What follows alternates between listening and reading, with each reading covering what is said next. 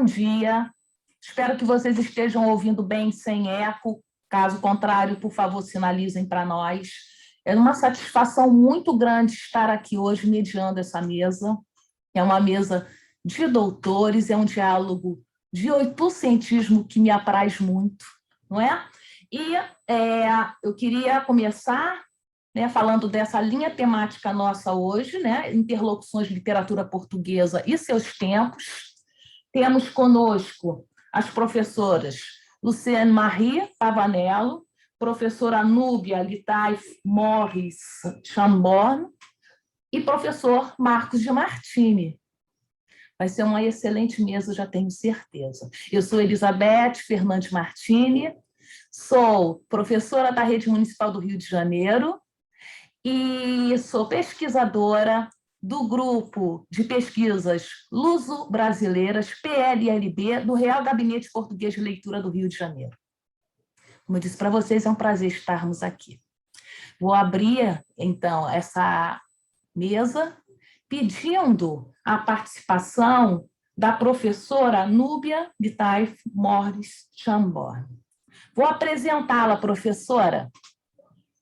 Professora Núbia possui mestrado em Ciências da Educação, reconhecido pela Universidade Federal do Amazonas, doutorado em Ciências da Educação pela Universidade de São Carlos, é professora concursada da Universidade do Estado do Amazonas, ministra aulas de teoria de literatura, estudos temáticos em literatura brasileira, estudos temáticos em literatura portuguesa, literatura infanto-juvenil, literatura panamazônica, no Centro de Estudos de Tefé, unidade acadêmica da Universidade do Estado do Amazonas. O título da apresentação da professora Núbia é Amor de Perdição, Sentimentos, Conflitos e Tragicidade na Obra Portuguesa Camiliana. Professora, por favor. Bom dia.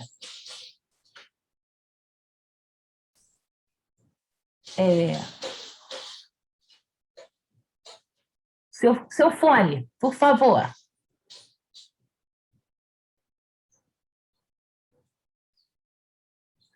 A professora está muda. Agora está conosco. Ok? Ok, bom dia. Bom dia a todos e a todas que estão sintonizados junto conosco nessa grande jornada da Abraplip.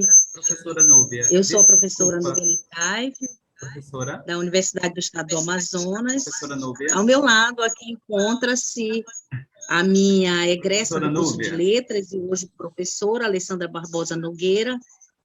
Gostaria de cumprimentar com muita alegria a mediadora Elizabeth Martini e os demais que se encontram nessa, digamos assim, nessa conversa maravilhosa sobre o oitocentismo português. A nossa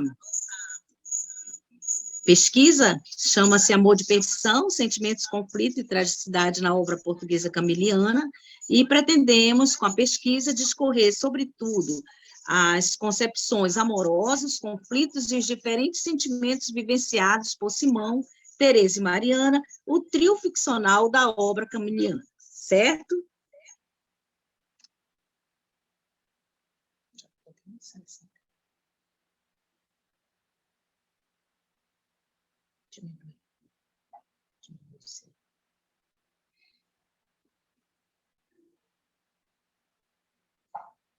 Nós fizemos um slide, né, para compartilhar a tela, mas nós sabemos que nós estamos aqui com uma internet de baixa qualidade, então eu vou tentar apresentar a comunicação de forma breve e me atentar aos pontos mais importantes, né?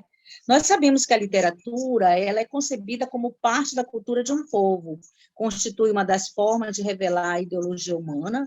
Portanto, ela expressa o pensamento do homem, seus valores, angústias, percepções e a realidade da sociedade em determinada época. Segundo João Bueno Nogueira, 2020, na página 2, A obra camiliana apresenta personagens que lutam por seus sentimentos, vivenciando conflitos familiares, culturais e religiosos, enfrentando obstáculos como o patriarcalismo, ciúmes, assassinatos, questões éticas e a hipocrisia da sociedade portuguesa da época.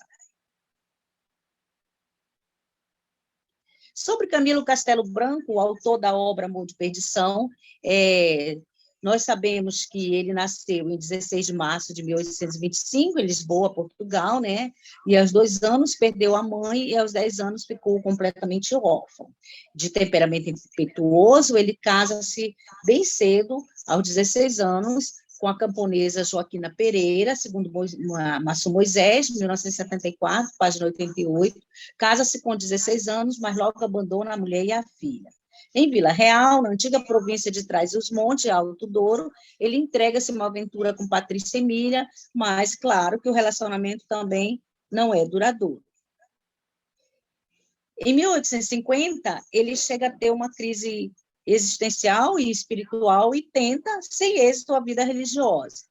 Em 1859, ele envolve-se com Ana Augusto Plácido, essa paixão correspondida, mas gerou diversos escândalos, sucessivos escândalos, como afirma Moisés, 1974, na página 88.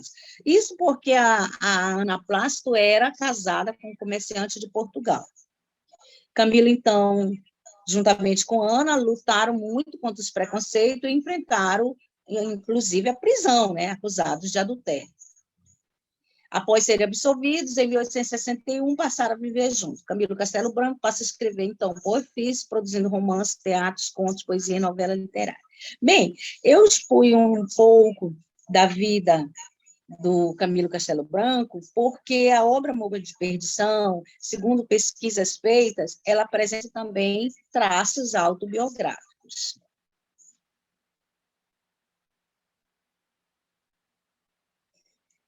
A obra Amor de Perdição.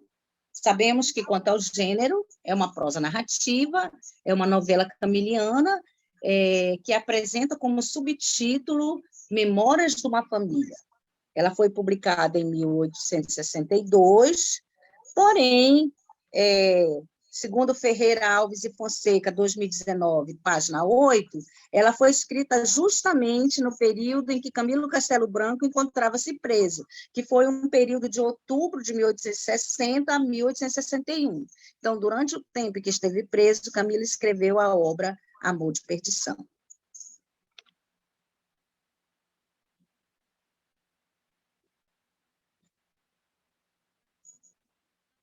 Como vimos, né, estruturalmente, essa obra ela enquadra-se no gênero prosa narrativa. Ela é constituída convencionalmente como uma novela literária, 20 capítulos que são apenas numerados em algarismo romano. Por enquanto, nós podemos dizer que essa obra não apresenta uma inovação.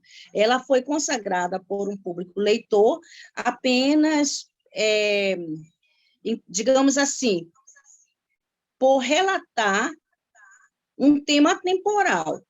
É uma temática passional que ainda ocorre na contemporaneidade, ou seja, os conflitos familiares. Alguns estudos afirmam que esse é uma temática simples, mas nós consideramos, como pesquisadoras, que essa obra relata um tema bastante atemporal, a história de amor entre 2 jovens, filhos de famílias inimigas.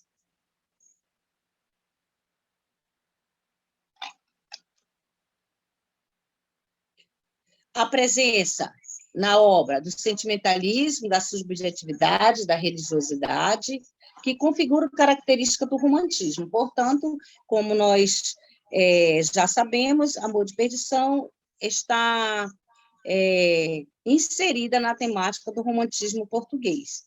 Em uma das cartas que Teresa envia a Simão, é informada a notícia da total reprovação do seu amor, né, por parte do seu pai.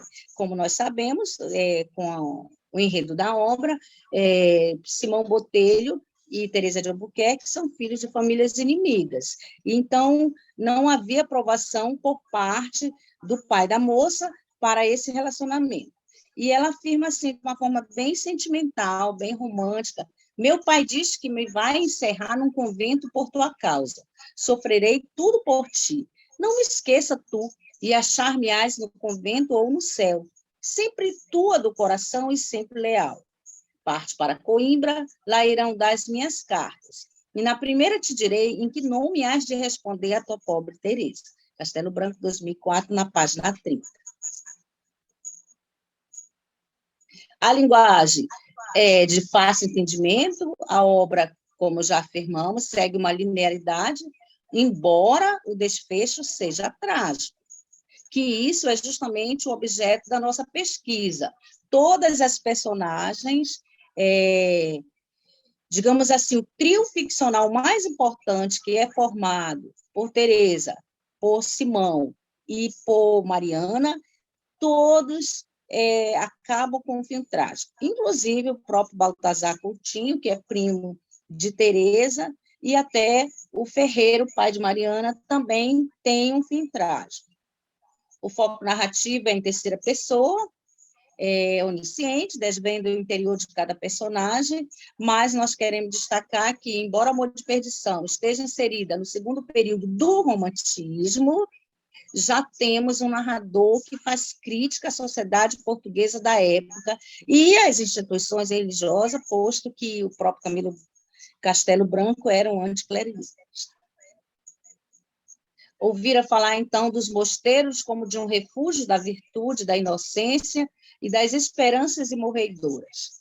E o que Teresa via era o inverso do que lhe contava. Então, nós estamos percebendo, assim, que a obra já apresenta inovação, sim, porque o narrador, ele usa os discursos e os pensamentos para, digamos, colocar já crítica às pessoas e à sociedade da época.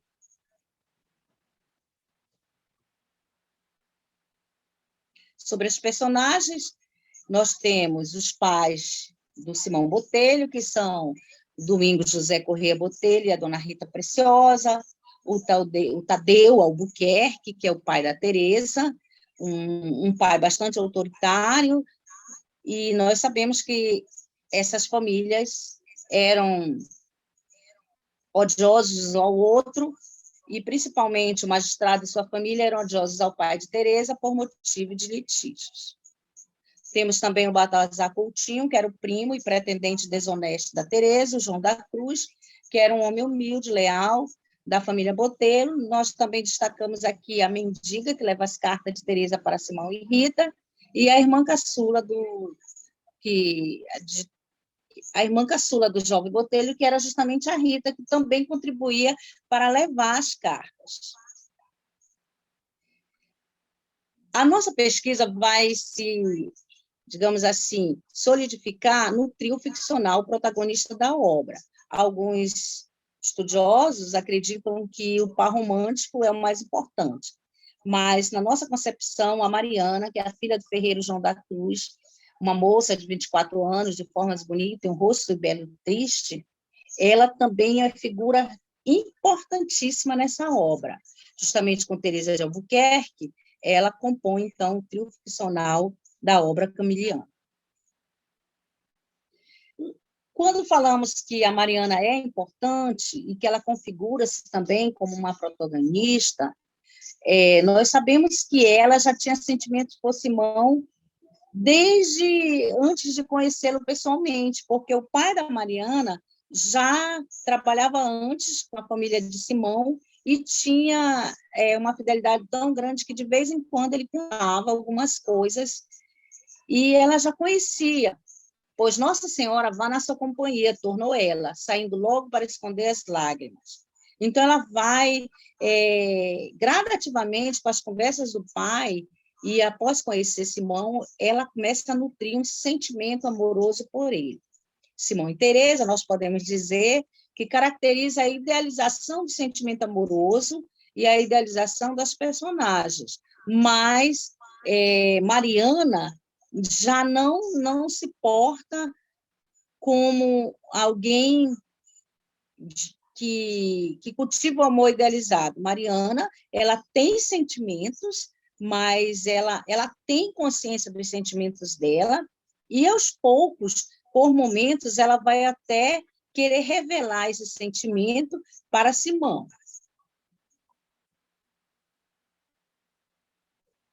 Nós sabemos que Teresa recusa-se a casar com o primo Baltazar Coutinho, ela enfrenta o pai, e, na nossa concepção, essa é uma das formas que o autor mostra, através da desobediência filial, que Teresa já começa a ser uma personagem que já não é mais idealizada, porque a personagem idealizada, ela é uma heroína que nunca vai fugir a um padrão convencional. E Teresa enfrenta o pai. É claro que ela não tem forças, não tem coragem para fugir do convento de forma que ela possa realmente, digamos assim, prevalecer o amor pelo Simão, mas ela enfrenta o pai. Os nossos corações, penso eu, que estão unidos. Agora é preciso que as nossas casas se unam. Teresa empalideceu e baixou os olhos. Acaso lhe diria eu alguma coisa desagradável? Prosseguiu Baltazar, rebatido pela desfiguração de Teresa. Disse-me o que é impossível fazer-se, respondeu ela sem turbação. O primo engana-se, os nossos corações não estão unidos. Sou muito sua amiga, mas nunca pensei em ser sua esposa. Então, nesse diálogo, fica bem claro que ela desobedece ao pai. Ela não aceita casar-se com Baltazar Coutinho. Podemos afirmar, então, que a forma que Teresa enfrentou seu pai foi através da desobediência filial.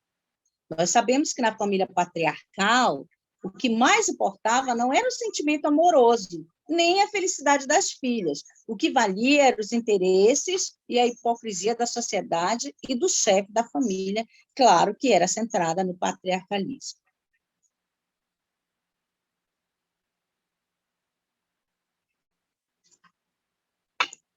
Depois das 4 horas, Teresa, então, na narrativa, caminhando para o desfecho, sai sem cumprimentar o pai, e as senhoras, seguidas de Baltazar, vão caminhando.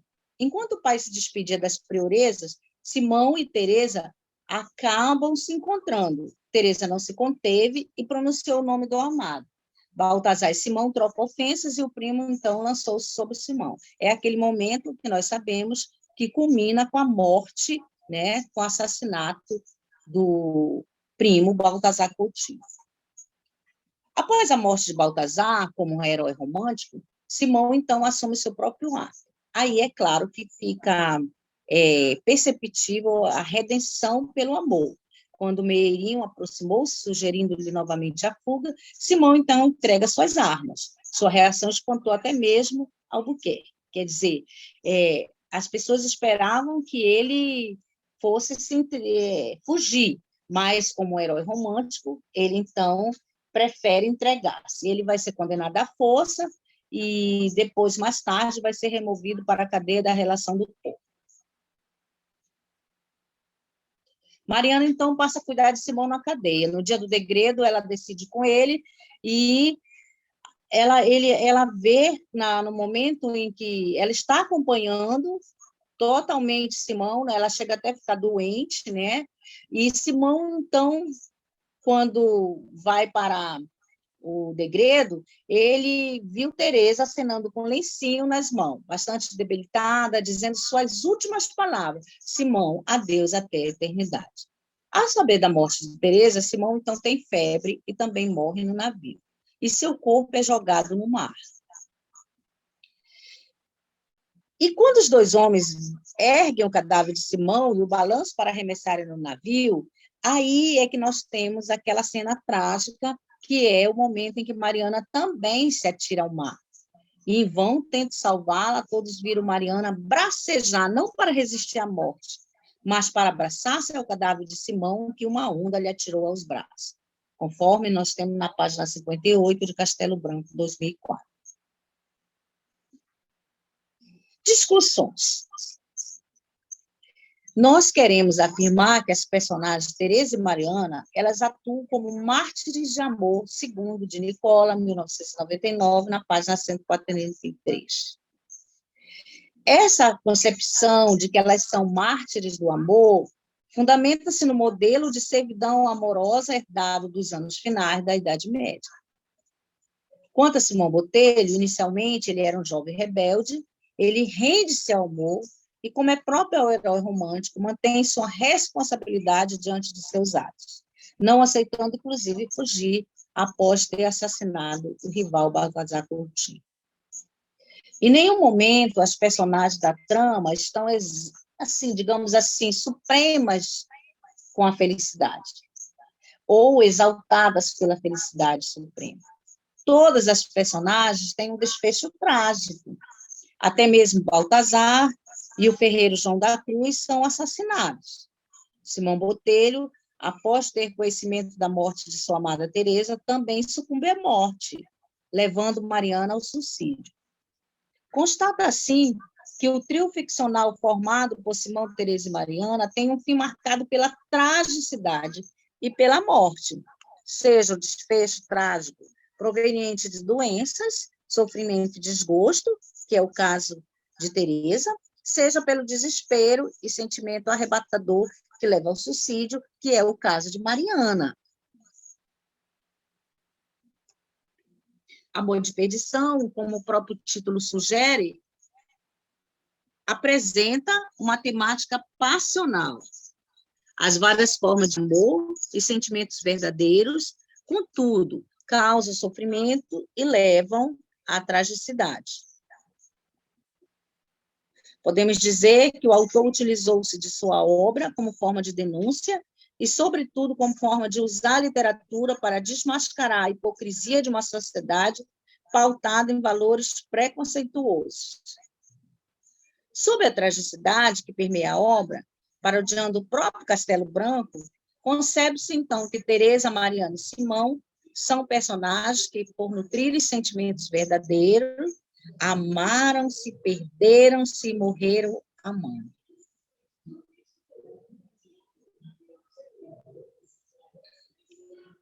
Como vocês devem ter percebido, a nossa pesquisa é de caráter bibliográfico, recorremos a vários teóricos que já dialogaram com o tema, a abordagem é subjetiva, portanto qualitativa, e para a fundamentação maior do objeto de estudo, nós recorremos à leitura crítica, literária e analítica, visando ao conhecimento da obra em geral e dos aspectos literários.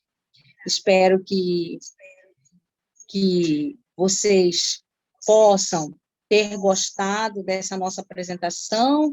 Estávamos preocupados porque não temos internet de qualidade, e, metodologicamente, claro, a pesquisa partiu da compreensão do nosso próprio viver, não de definições ou conceitos, da compreensão que orienta a atenção para aquilo que vamos investigar, conforme rege Fazenda 2002, página 63. Muito obrigada pela atenção e estou à disposição.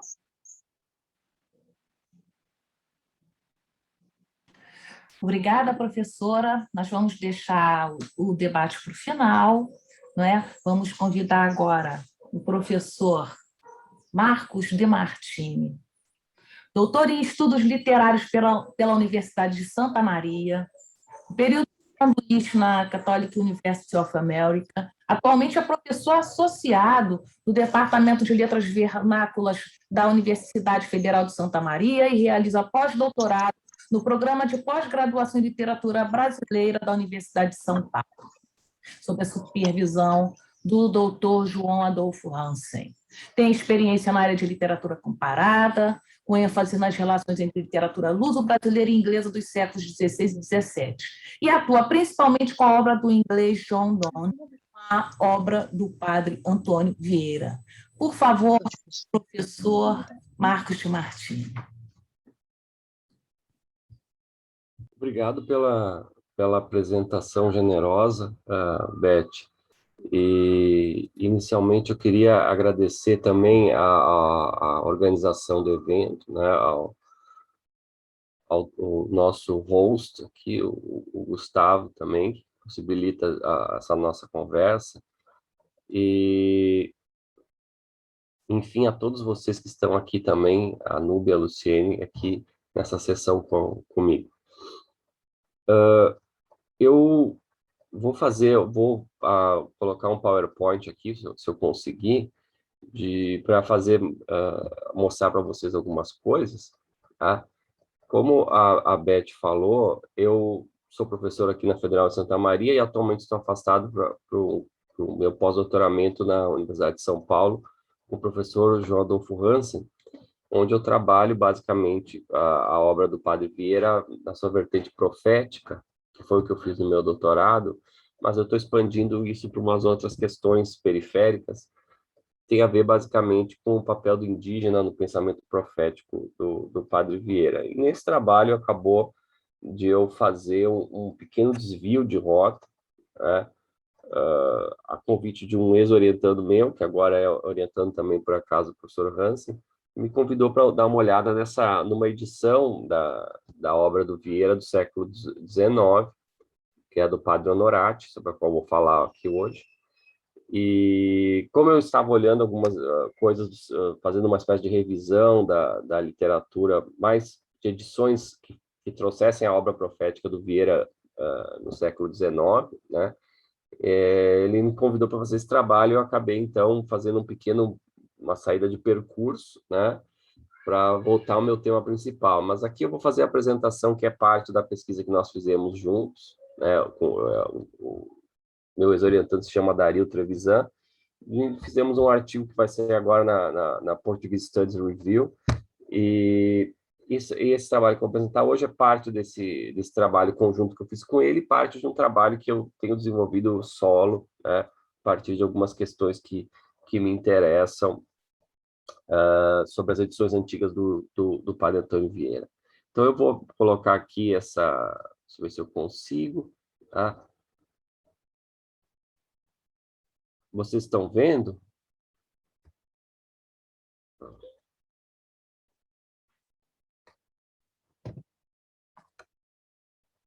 Então, a apresentação se intitula O Crisóstomo Português do Padre Antônio Vieira e o debate sobre o modelo de pregador na cultura portuguesa do século XIX. Tá? Vocês vão entender por que essa é a discussão logo mais. Tá? Então, como introdução, eu coloquei essa citação um pouco longa do Paulo da Silva Pereira, que diz o seguinte: está ainda por fazer um estudo sistemático e profundo sobre a produção de antologias de textos vierianos, desde Vozes Saudosas da Eloquência, do Espírito, do Zelo e Eminente Sabedoria do Padre Antônio Vieira, de 1736, do Padre André de Barros, até hoje, atentando nos critérios de seleção utilizados e nas categorias que suportam a ordenação do material, assim como na habitual formulação de discursos histórico-descritivos nas suas páginas introdutórias, ou até no que o perfil do antólogo possa revelar em termos de tendência de gosto de filiação ideológica. Bom, então o meu trabalho basicamente entra nessa questão que o Paulo coloca aqui, como uma espécie de suprir uma lacuna, né, do conhecimento dessas obras, porque realmente, como ele coloca aqui, não existe esse trabalho, não foi feito, né? Em parte, a razão disso é porque tem muita coisa, né? Como é muita coisa, é difícil abarcar tantas antologias e achar um lugar que tenham todos esses livros. Então, eles estão espalhados em vários lugares. Então, é um trabalho muito difícil de se fazer, especialmente se fazer fora dos grandes centros, como é o meu caso, né? Então, eu faço apenas uma pequena parte desse trabalho. Aos poucos, eu estou tentando montar esse mosaico, especialmente no que diz respeito à publicação de excertos, né, de obras proféticas do Vieira, né? Então, essa obra que se chama O Crisóstomo Português, assim, por redução, né, como me referi a ela desse jeito, ela foi publicada em 5 volumes entre 1878 e 1890, tá? Então, eram programados, na verdade, foi planejado pelo Honorati, 6 volumes, só que ele morre, vou falar um pouco sobre a vida dele agora, e o 6º volume não sai. Então, são só 5, né, de um projeto de 6. E ele fez uma organização dos sermões diferente do que está na Editio Princeps do Vieira, a primeira edição do Vieira, que começou a ser publicada em 1679. Então, ele reorganizou os sermões mais ou menos do modo como essa edição última das obras completas do Vieira fez, por temas, né, alguma coisa assim. Então, no primeiro volume são sermões quaresmais, são 33, ele sai em 1878 e os outros vêm saindo na sequência, né? O segundo são sobre os sermões do tempo pascual, do Santíssimo Sacramento, do Advento, do Natal e outros dias infra-ano, né? Os dias do calendário litúrgico. No mesmo ano saem os panegíricos dos santos, né? E de Nossa Senhora. Em 81, já ano da morte dele, saem os de políticos, tá? E póstumo sai o quinto, né, os sermões populares e práticas espirituais.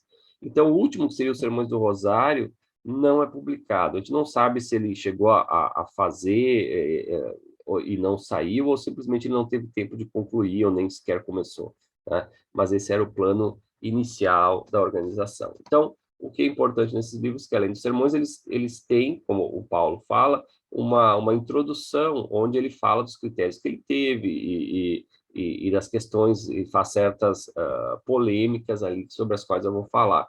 Então, é mais sobre isso que eu vou me centrar nessa apresentação, sobre o que ele coloca, especialmente na apresentação do primeiro volume, quando ele inaugura o projeto e fala do que ele tinha em mente quando ele elaborou esse plano, tá?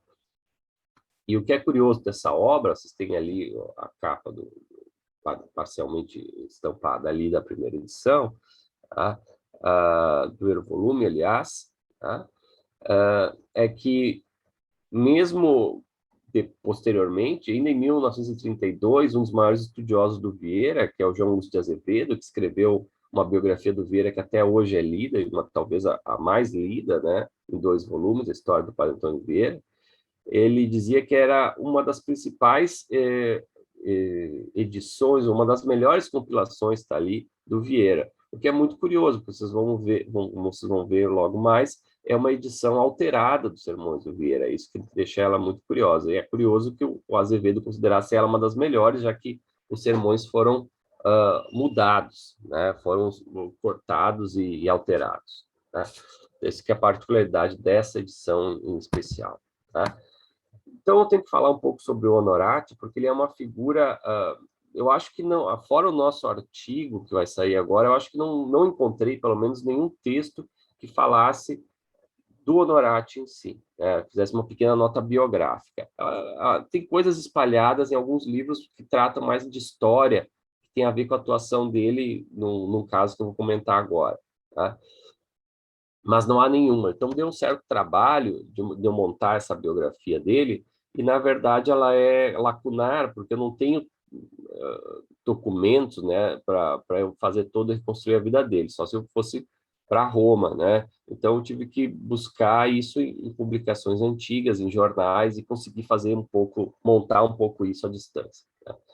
Então, ele nasce na Itália, em 1829, ele entra muito cedo no Colégio Romano da Companhia, em 1844, né, a Companhia de Jesus já havia sido restaurada. Ele ordena-se sacerdote em 63, né, e logo já vem em missão ao Brasil em 65. Tá? Então, essa missão é uma missão importante, na verdade, a maioria dos dados que a gente encontra sobre Honorati são sobre essa missão, né? Ele veio com outros padres italianos, jesuítas, para o Brasil, para fundar escolas e aquela coisa, né? E especialmente parece que ele iria para Desterro, né, que é hoje Florianópolis, em Santa Catarina, mas ele acaba tendo um contratempo, digamos assim, ele é realocado e vai para Itu, onde ele funda um colégio que até hoje existe, o Colégio Gonzaga, né, e ele é o primeiro reitor daquele colégio, tá, o colégio jesuíta. Logo depois ele vai para Desterro e começa a viajar pelo Brasil em várias missões, especialmente no Nordeste. Tá? Ele vai para o Ceará, fica muito tempo lá, e vai depois para Pernambuco. E em Pernambuco, o que acontece é que ele vai trabalhar no colégio da Companhia em Recife, só que ele chega no auge daquilo que ficou conhecido na historiografia como a questão religiosa. que foi um problema, resumindo muito o caso, foi um problema dos bispos com o Império, né? Uma questão de briga de autoridade, especialmente entre o bispo de Olinda, Dom Vital, e o bispo de Belém, né? Que era o Dom Antônio Macedo, né? Então, os jesuítas apoiavam obviamente, os bispos, né, contra o Império, numa briga, dentro de uma briga entre os defensores do movimento ultramontanista, né, aquele movimento da igreja de levar sua autoridade a todos os locais, enfim, e resgatar a força da igreja, né, generalizando muito, né, as tradições e a autoridade. E ele acaba indo para o interior para fundar um colégio na Baixa Verde, no município de Triunfo. E ali o que acontece é que estoura a questão religiosa e o governador de Pernambuco deporta os jesuítas todos do Brasil. Todos os jesuítas eles são deportados, e ele também. Só que ele foge e ninguém sabe, não tem como saber, mas ele acaba voltando, indo para Portugal. Ele não é preso, como outros foram, né? Ele consegue fugir. Na calada da noite, há várias notícias sobre essa fuga dele, que foge disfarçado, uma coisa meio cinematográfica, e ele consegue ir para Lisboa, onde ele morre em 1881, tá? No Colégio de Campolide. O que acontece é que ele conta que ele conhece Vieira no Brasil, né? E quando ele estava em Itu, e surge essa ideia de fazer uma nova edição. Eu quero tentar reconstruir de onde saiu essa ideia, por que saiu essa ideia, né? E um pouco sobre isso que eu vou falar agora. Basicamente, não tem nenhum texto sobre essa edição do Honorato, a não ser esse do meu orientador agora, o João Adolfo Ranz, e do Alcir Pécora, que se chama Vieira Moralizado, que é um texto que eles escreveram em 93, que basicamente é o único que fala sobre a edição do Honorato, só que, de forma diferente do meu trabalho, eles falam sobre... eles falam mais ou menos sobre sobre Vieira, na verdade, coisas da oratória do Vieira que o Honorato não entendeu, né? Por que justifica as mudanças dele. Então, basicamente, eles não falam tanto das edições do Honorato, mas mais dos problemas interpretativos do Honorato, né? Mas é um excelente artigo, evidentemente. Do Cândido Martins, que fala sobre a autoritas do padre Vieira na cultura do 800, ele menciona várias edições do Vieira do 800, e menciona Honorato. Não se detém, mas ele só menciona que houve, mas eu dialogo muito com esse texto. E um outro do Paulo Mota Oliveira, que é a recepção de Vieira por Garrett, Camilo e Teófilo, que por acaso foi apresentado também numa Abrapli, segundo consta ali no texto, e com o qual eu dialogo também, mas que não fala do Honorato. Então, basicamente, vocês vão entender a relação entre esses textos agora, tá? Então, a questão é, eu só peço, Beth, depois, quando eu estiver chegando ao final da apresentação do tempo, você me avise, porque eu falo demais, e eu não consigo ver o relógio aqui, então eu estou um pouco no escuro, né? Então, basicamente, a compilação do Honorato, ela tem duas polêmicas, né? A primeira é que eu tratei nesse artigo, que eu escrevi em conjunto com os meus orientando, que é a questão do ultramontanismo, né? Então, a explicação dessa edição tem a ver com o problema do ultramontanismo no Brasil, a crise com o Império, e o próprio título Crisóstomo português reflete isso, porque São João Crisóstomo foi um cara que teve um problema com o imperador romano, então ele usa isso também como uma ambiguidade que tem a ver isso. Então, ele joga, por outro lado, ele quer retomar a relação da Companhia de Jesus com o Império, né? E dizendo como a Companhia de Jesus foi importante para o Brasil, como foi importante para Portugal, né? Então, ele quer mostrar essa união e que essa querela não teria razão de ser, né? Porque o Vieira sempre foi um patriota, né? Então, ele tem várias coisas que são sutis e explicam um pouco dessa edição, né? No entanto, a outra polêmica que eu vou falar aqui agora é uma polêmica literária, que tem a ver, basicamente, com a apreciação do Vieira no século XIX, ou depreciação, em muitos casos, do Vieira no século XIX, por autores fundamentais da literatura portuguesa, no caso, especialmente do Camilo, mas que ele vem na tradição de outros antes, que é o caso do Garrett e especialmente do Castilho, né? Que vai ser o responsável por trazer a tona, ou melhor, colocar nos holofotes a obra do Bernardes, como uma espécie de substituta da obra do Vieira no estudo escolar.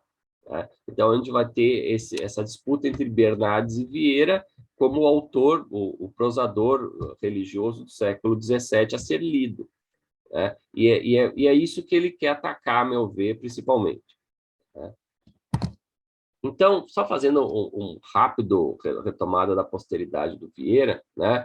Quando Vieira morre, né? A edição dos sermões está saindo ainda, né? Ela é encerrada depois pelo padre André de Barros, que vem a ser seu primeiro, entre aspas, biógrafo, né? Que ele publica a vida do apostólico padre Antônio Vieira, que é uma biografia laudatória, né? E só fala das coisas boas, né? Que é tipo a bibliografia de jesuíta.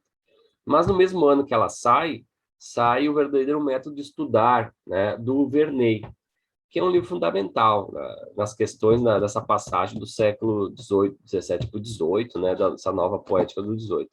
E o Vieira é basicamente destruído no Verdadeiro Método de Estudar pelo Verney, né, que ele, como coloca essa citação ali, que ele se deixou arrebatar pelo estilo do tempo. E essa frase, eu retomo isso porque, a meu ver, isso abre o caminho para uma crítica que vai ser recorrente no XIX. Né? O Vieira era muito inteligente, mas ele se deixou levar pelo espírito do tempo, pela moda da poesia espanhola, e se perdeu. Basicamente é isso. Ele era um cara muito patriota, etc., mas se perdeu e não dá para seguir o que ele fez, porque é muito ruim. Né? Então, basicamente, segue essa linha. Todos vão retomar essa mesma ideia, né, que começa com o Vernet.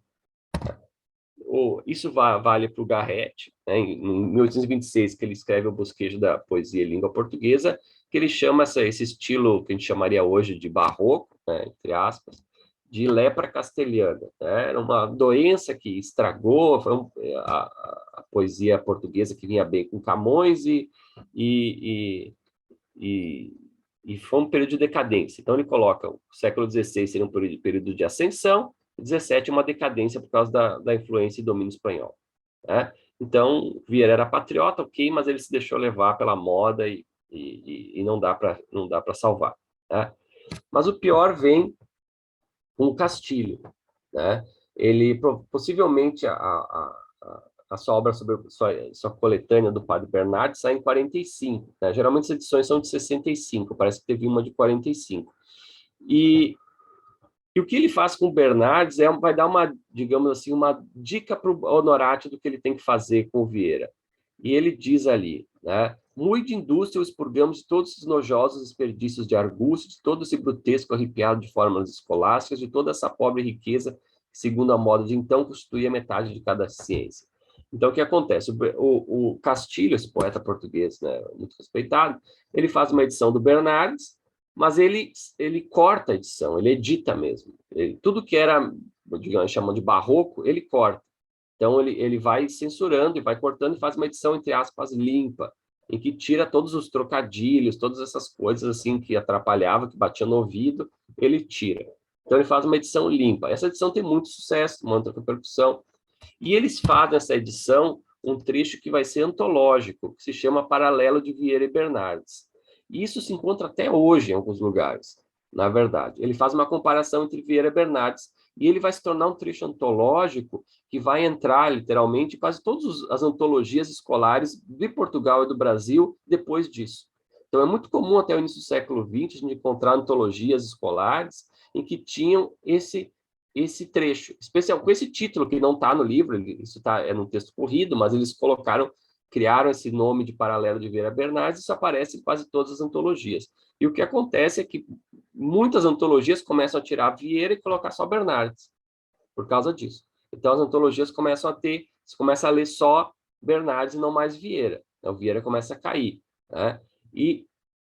Então, ele diz, esse início é bem conhecido. Né? É Vieira, sem contradição, mestre igualíssimo de nossa língua, e o mesmo Bernardes assim conceituava. Que, porém, assim o propusesse como exemplar, nem o indica, nem o consta, porque o Cândido Lusitano tinha dito, e é disso que ele está falando aqui, que o Bernardes imitava o Vieira, e o Castilho diz não imitava não. Né?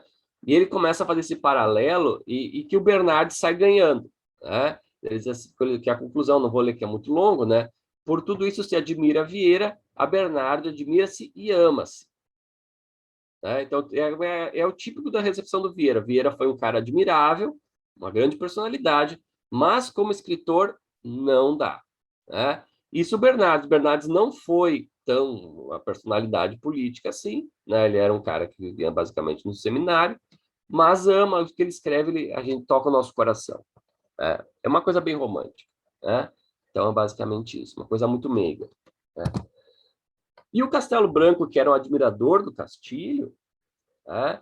Ele escreve um curso de literatura portuguesa, na verdade, ele escreve só o segundo tomo, em 76, seguindo, o primeiro tomo não foi ele que escreveu, foi um outro autor que faleceu, então os editores pediram para ele terminar, e ele terminou.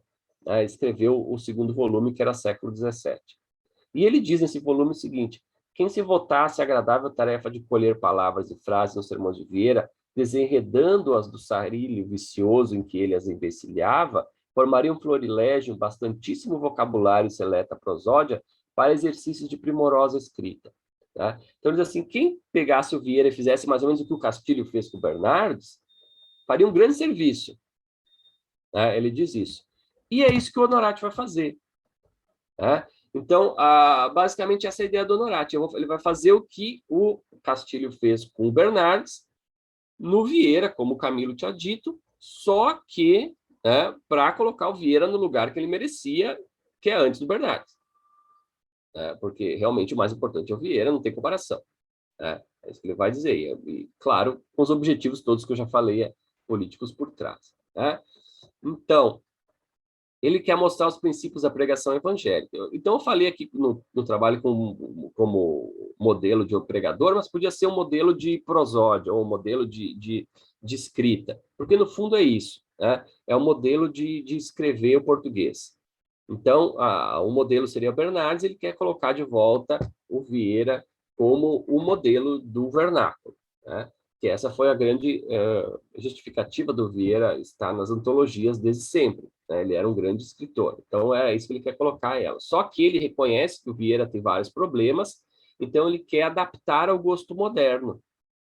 Né? Então, para adaptar ao gosto moderno, o que o Honorati faz? Ele tem que cortar tudo que é o mau gosto do século XVII, ou seja, tudo que faz o Vieira o que o Vieira é, né? Ele queria cortar. Então, o que ele faz? Ele edita os sermões cortando tudo que lembrasse a chamada prosa barroca, entre aspas. Trocadilhos, redundâncias, muita antítese, todas essas coisas que são lugar comum, né? Que a gente fala disso aí, ele corta. Só que para fazer isso, o texto ter sentido, ele tem que, às vezes, colocar pontes que ele mesmo escreve. Então, quando ele fica truncado, ele complementa com outra coisa. Ele vai lá e preenche a lacuna, digamos assim. Né? Então, ele basicamente destroça os sermões, de certo modo. Né? Claro que o nível de interferência dos sermões mudam. Tem uns que são mais mexidos e outros que são menos mexidos. E para a pessoa perceber, ele colocou símbolos. Ele muda a ordem dos sermões, quando as coisas estão fora do lugar. Ele diz, isso aqui está muito fora do lugar, ele muda o lugar das coisas, dos argumentos. Ele faz um carnaval. Então, ele coloca um asterisco quando ele mudou pouco, 2 asteriscos quando ele mudou mais algumas coisas, e 3 asteriscos quando ele mudou muito. Então, quando a gente olha os textos de 3 asteriscos, a ordem está mudando, o texto está mudada, palavras suprimidas, palavras trocadas, então é muita coisa. Realmente não é uma edição que dá para se usar academicamente. Né? Ela era uma edição para se usar na escola, talvez, né? Que era o objetivo dele. Né? Então, isso que eu ia dizer, qual é o objetivo do Honorá? A polêmica dele, então, primeiro, uma polêmica política, que tem a ver com questão religiosa, ultramontanismo, e isso explica a origem, digamos assim, do projeto no seu lugar na cultura da época. Né? Ele é polêmico nesse sentido. Ele é polêmico num segundo sentido, que eu falei aqui agora, né? Que é uma polêmica literária também. É uma questão numa briga entre autoridades sobre o texto religioso português no século XVII, no caso, entre Bernardes e Vieira, e ele tenta colocar Bernardes no lugar dele, ou seja, depois do Vieira, né? Vieira no primeiro lugar, o Bernardes depois. Então, ele participa dessa polêmica, né, que atravessou os principais autores portugueses do século XVIII, XIX. Estou me perdendo aqui. Século XIX. Então, ele tenta fazer isso. Né? E é curioso que um jesuíta italiano que vai fazer esse trabalho, que gerou muita suspeita e confusão. Por quê? Porque eu não sei também até que ponto o projeto, quando ele começa efetivamente a fazer.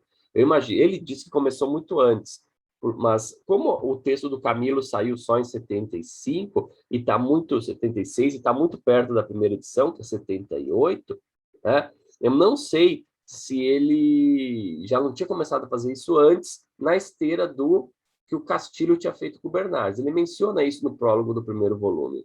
Então, acho que o Castilho deu a ideia e o Camilo deu a autoridade que ele precisava para o projeto que ele estava tocando, e assim ele é publicado. Tanto que o Camilo Castelo Branco, ele se manifesta sobre a edição. Tá? Isso sai, esse texto aqui eu achei no jornal O Apóstolo, que era um jornal religioso do Rio de Janeiro, que apoiava os jesuítas na questão religiosa. Havia vários jornais católicos. E essa obra, o Crisóstomo Português, ela é propagandeada em todos os jornais. Ela é muito propagandeada, aliás, né, quando ela sai. E o Camilo Castelo Branco, ele diz o seguinte, né, isso sai numa notícia em 78, logo depois que o livro é publicado. O senhor Camilo Castelo Branco foi um dos que votou com mais energia contra a publicação do Crisóstomo Português. O que é curioso, porque ele disse que era isso que tinha que fazer, né? Logo, porém, que teve na mão e deu uma vista no primeiro volume, que já anunciamos, escreveu aos editores. Seu Camilo Castelo Branco. Li o prefácio do Crisóstomo. Está admiravelmente pensado e escrito. Desfez-me... Oi? Com licença, faltam 5 minutos para acabar seu tempo. Estou encerrando. Obrigado. Obrigado. Desfez-me as minhas preocupações quanto à temeridade das mutilações. A meu ver, esta publicação, se vier a completar-se, reporá Antônio Vieira nas escolas, como já estava no fim do século XVII. É isso aí, essa é a questão. Né? Colocar o Vieira de volta nas escolas, nas antologias escolares, né? Das quais passara para estantes dos coletores, perdendo a influência que tiveram no público. Exatamente isso que o Camilo colocou. Né? Então, a minha hipótese é que o Honorati vem para o Brasil, conhece Vieira, né, quando vai trabalhar na escola, se apaixona por Vieira, como é comum acontecer, né? E por mais sendo um jesuíta, descobre toda aquela história, se entusiasma. Isso ele fala, ele conheceu Vieira só no Brasil, né, em Itu. Então, esse entusiasmo, ele vai dar aula e percebe essa polêmica nos livros. Tá? Quando ele percebe que o Vieira está perdendo espaço para o Bernardes, né? Um autor menor, na visão dele, né? Ele não diz isso, mas fica mais ou menos claro, né? Ele tenta, então, fazer algo para retomar isso, porque é ruim para a Companhia de Jesus, porque o Bernardes era oratoriano, se não para a memória. Então, ele tenta colocar de volta o Vieira, porque é bom para a Companhia de Jesus, ele é bom para o ultramontanismo, né? E que eles defendiam, e porque ele realmente é bom para formar um pregador, porque esse sim é um modelo de pregação, né? E entenda-se para formar alguém que domine a linguagem, no fundo é isso, né? Que ele quer como professor, especialmente retórica, que era o que ele trabalhava, né? Então, basicamente, né, assim, eu entendo que se coloca essa edição do Vieira, né, no final do século XIX. Então, eu acho que ela é interessante, né? Como, voltando ao que eu falei na introdução, que o Paulo coloca lá, é interessante para entender como Vieira foi entendido em diferentes momentos. Né? Então, ele é entendido como um herói, patriota, mas depois ele é entendido também como alguém que prejudicou a língua portuguesa, né? Castelhanista, né? Algo assim, que piorou as letras portuguesas, né? Ele é visto como alguém que atrasou Portugal. Isso tem a ver, eu não falei agora, mas a visão do Teófilo basicamente é essa, né? Ajudou o Portugal a ficar atrasado, os jesuítas são responsáveis por isso, e o Vieira também, então essa visão negativa, né? E ele, então, aqui ele coloca o contrário, né? Ele tem uma outra visão. Então, aqui o Vieira é colocado como um símbolo dessa união entre a igreja e Portugal, e como um grande escritor, mas desde que se altere o texto, né? Deixar o que é bom e tirar o que é ruim. Basicamente isso, que é a proposta do Honorati, para que o Vieira, então, possa voltar às escolas e ser lido sem nenhum problema, né? Portanto, moralizado, como dizem o Hansen e o Becker, certo? Então, a conclusão é essa. Eu sigo o Martins aqui, que ele diz que, basicamente, o Vieira, então, foi uma dupla autoridade. Ele foi uma autoridade no século XIX, especialmente de costumes, que até hoje a gente tem. Citações do Vieira sempre, os excertos nas antologias são sempre uma coisa moralizadora, uma lição de moral, né? Então, era alguém que era um farol de moralidade e, principalmente, como uma autoridade linguística, um modelo do vernáculo, né? E isso moldou o uso do Vieira na escola desde o século XIX. Talvez até hoje, em certo sentido, isso permaneça residualmente, né? Hoje já Vieira com uma visão agora já negativa, né? Como se sabe. Então, obrigado, gente. Desculpa eu ter falado demais. Aqui tem o meu contato. Se alguém quiser entrar em contato comigo, fico à disposição para maiores esclarecimentos. E agradeço novamente ao Gustavo e à Beth a atenção de vocês. Professor Marcos Martini, Sim. agradece, porque, como diz Paulo Freire, é vivendo e aprendendo, não é? Agora foi um momento de grande aprendizado. Então, Obrigado. aproveitando esse momento, nós vamos chamar aqui para falar agora conosco, com muita alegria, professora Luciene Marie Pavanello, professora da Universidade Estadual Paulista, Unesp, da área de Literatura Portuguesa do Instituto de Biociências, Letras e Ciências Exatas, no campus de São José do Rio Preto. É doutora em Estudos Comparados de Literatura de Língua Portuguesa pela Universidade de São Paulo, com período sanduíche na Universidade do Minho e mestre em Literatura pela mesma universidade. Realizou estágio de pós-doutoramento no programa de pós-graduação em Estudos Comparados da Literatura, de Literaturas de Língua Portuguesa da USP entre 2019 e 2020. O título da comunicação da professora Luciene Marie é A Missão Civilizadora em Calabar, História Brasileira do século XVII, de Mendes Leal. Por favor, professora. Muito obrigada, Beth. Vocês estão me ouvindo? Bem? Bom, então, eu cumprimento os meus colegas de mesa e vou brevemente complementar a apresentação que a Beth tão gentilmente fez, né? Bom, eu trabalho há 16 anos com a obra de Camilo Castelo Branco, né? Sou líder do grupo de pesquisa Camilo Castelo Branco, né? Certificado pelo CNPq, e em breve divulgarei uma chamada para submissão de artigos na revista Olho d'Água sobre o autor. Então, já fica aqui a minha propaganda, né? Mas a comunicação que eu vou apresentar hoje não é sobre Camilo, né? Ela é parte do meu pós-doutorado, né? Como a Beth bem comentou, né? Sobre o retrato do colonialismo no romance português oitocentista pré-ultimátum. E é parte de um artigo que acabou de ser publicado na revista Todas as Letras. Então, eu darei início à minha leitura, né? Ao longo dos séculos XIX e XX, e até mesmo nos dias de hoje, muitos intelectuais encaravam a expansão ultramarina portuguesa a partir de uma hipotética dicotomia, né? Uma expansão militar e aristocrática que teria sido empreendida na Índia e outra expansão pacífica e democrática que, teoricamente, teria ocorrido no Brasil, né?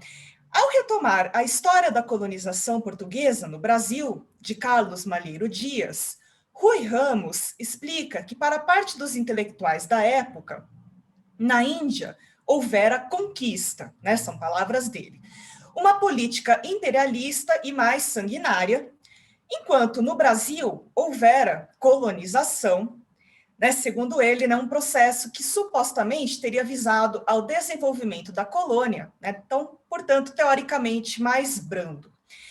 De acordo com Pedro Chaste Pereira, Oliveira Martins frequentemente assenta na elisão, através da minimização, do legado violento e conflitual da colonização no Brasil, em favor de uma visão de conjunto francamente positiva.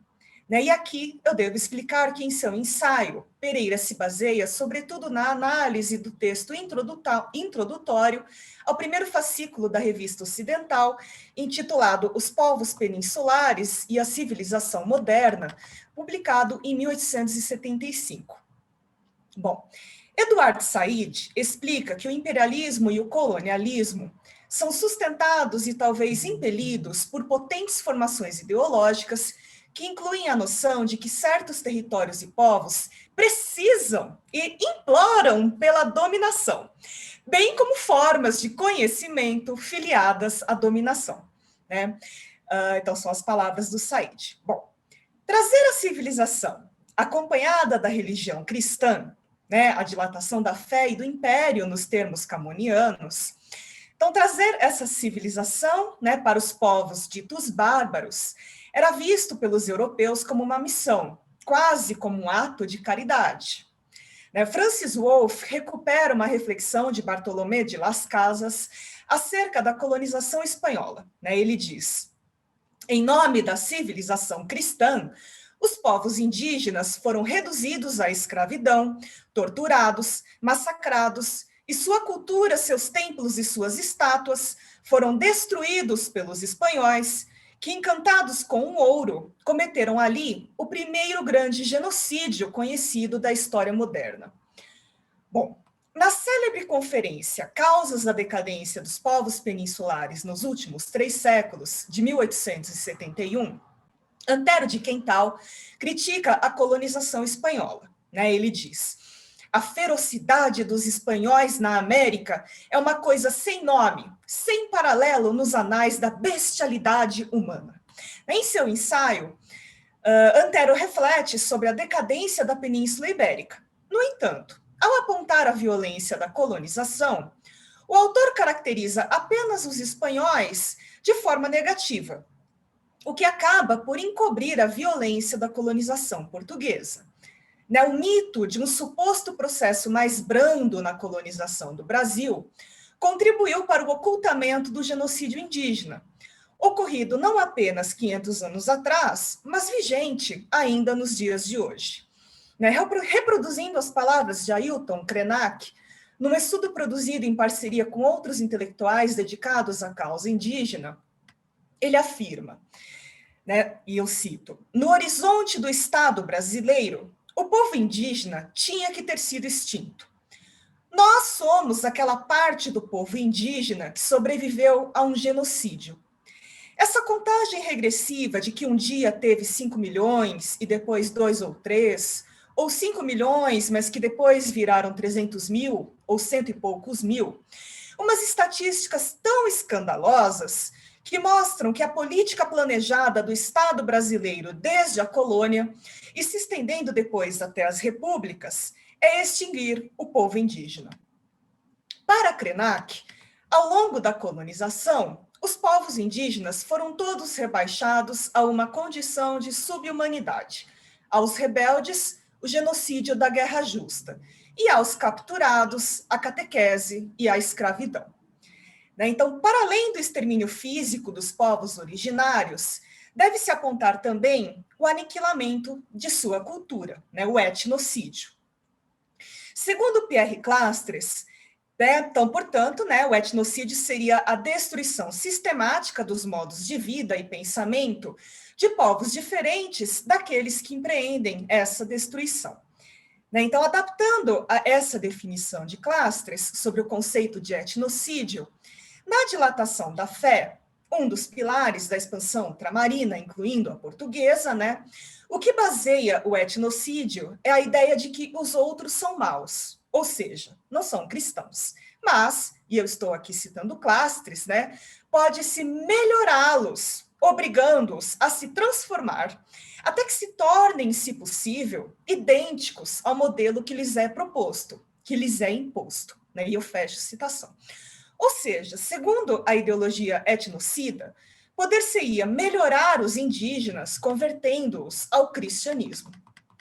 Boaventura de Souza Santos, por sua vez, apresenta o conceito de epistemicídio, que consiste na descredibilização e, muitas vezes, na supressão dos conhecimentos locais, perpetrada por um conhecimento estrangeiro, isto é, pela cultura do colonizador europeu. De acordo com o autor, há diversas formas de epistemicídio, desde a evangelização e a escolarização, ao genocídio ou à devastação ambiental. O pesquisador defende a ideia de que a modernidade ocidental tem uma violência matricial, a violência colonial. Portanto, a conversão à religião do colonizador pode também ser vista como uma forma de violência. A ativista e pesquisadora Dayara Tucano aponta essa violência perpetrada até os dias de hoje por meio do racismo religioso do qual esses povos ainda são vítimas. E aí eu cito. Ela diz, eu sou filha de um homem a quem foi negado bem na sua infância o direito de praticar os aprendizados que recebeu do meu bisavô e outros tios, e a sua língua. Foi batizado com outro nome, colocado numa escola de padres salesianos que se radicaram em nossa região para educar, civilizar e integrar os povos originários, tidos como selvagens e rebeldes. Bom, segundo Boaventura de Souza Santos, e eu cito, em geral, a apropriação envolve incorporação, cooptação e assimilação, enquanto a violência implica destruição física, material, cultural e humana. Na prática, é profunda a interligação entre a apropriação e a violência. No Brasil do século XXI, o racismo contra os povos indígenas, de acordo com Dayara Tucano e outros estudiosos, se manifesta através da pregação religiosa, sobretudo por parte dos pregadores neopentecostais, e aqui eu estou citando a pesquisadora, que classificam como demoníacas as religiões e a espiritualidade indígenas. De acordo com Maria Paula Menezes, a colonização procurou reduzir o outro colonizado a um ser inferior que habita uma zona de não ser, um ser com potencial para ser humano, se convertido e domesticado pela educação e pelo trabalho, virtudes civilizadoras eurocêntricas, e eu fecho a citação.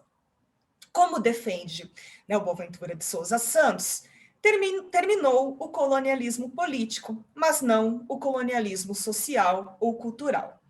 Vivemos em sociedades nas quais não se pode entender a opressão ou a dominação, a desigualdade, sem a ideia de que continuamos sendo, em muitos aspectos, sociedades coloniais, uma vez que o colonialismo são todas as trocas, todos os intercâmbios, as relações em que uma parte mais fraca é expropriada de sua humanidade.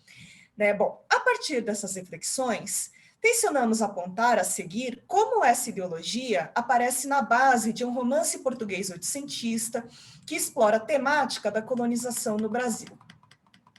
Bom, com a obra Calabar, História Brasileira do século XVII, publicada em 1863, o escritor português José da Silva Mendes Leal Júnior pretende preencher uma lacuna que, segundo ele, ainda existiria na literatura brasileira.